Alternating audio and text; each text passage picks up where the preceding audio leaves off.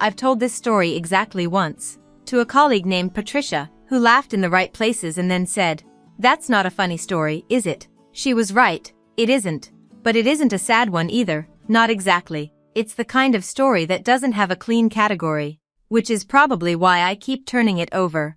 The wedding was in October.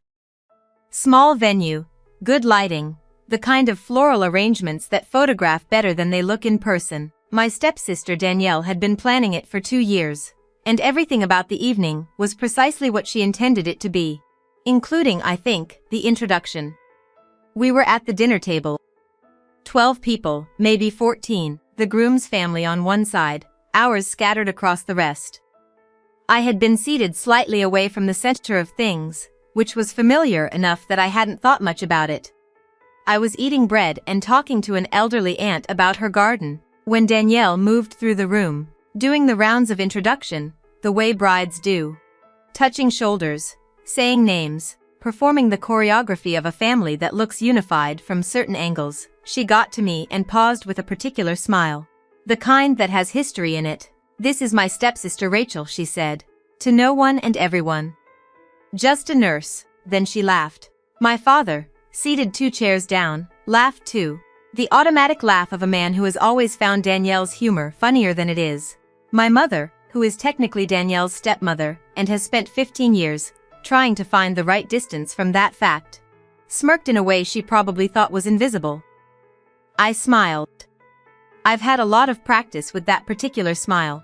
It doesn't cost much anymore. I should say something about the word just. Because the word nurse was never the point. I chose nursing deliberately. I was good at science, good with people, interested in the intersection of the two. I went to a state school on a partial scholarship and graduated with manageable debt and a clear sense of what I wanted to do. Danielle went to a private university, studied communications, works in marketing. Neither of those paths is better than the other. But in our family's particular language, mine had always been the practical choice. Which was a way of saying the lesser one. The one made by someone without quite enough ambition. Just a nurse was just the most recent sentence in a conversation that had been going on for years. I had stopped expecting it to change.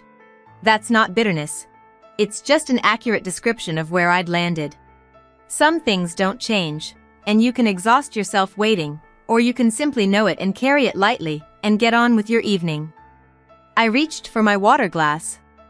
I looked across the table. There was a man seated diagonally from me whom I hadn't been introduced to yet. Groom's father, I'd been told. His name was Walter.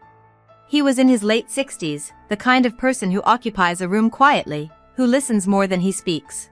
He had been watching the introduction with an expression I couldn't immediately name. Not uncomfortable. Exactly. Attentive in a way that felt specific. He looked at me for a moment after Danielle moved on.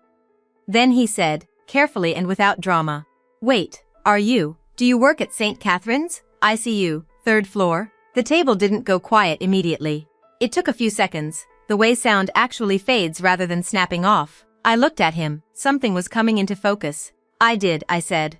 "Until about 6 months ago," he nodded slowly. 14 months ago," he said. "My wife Margaret, she came in by ambulance on a Thursday night. You were the nurse on duty." He paused. "You stayed past your shift. You were there when I arrived and you explained everything to me in a way I could actually understand. You found me a chair." Another pause, shorter. "She made it. She's at home right now. She sends me to weddings alone because she still tires easily, but she's at home." The table was quiet by then. I remembered Margaret. Not because she was unusual. I have cared for many people in moments that later became ordinary to everyone except the people inside them.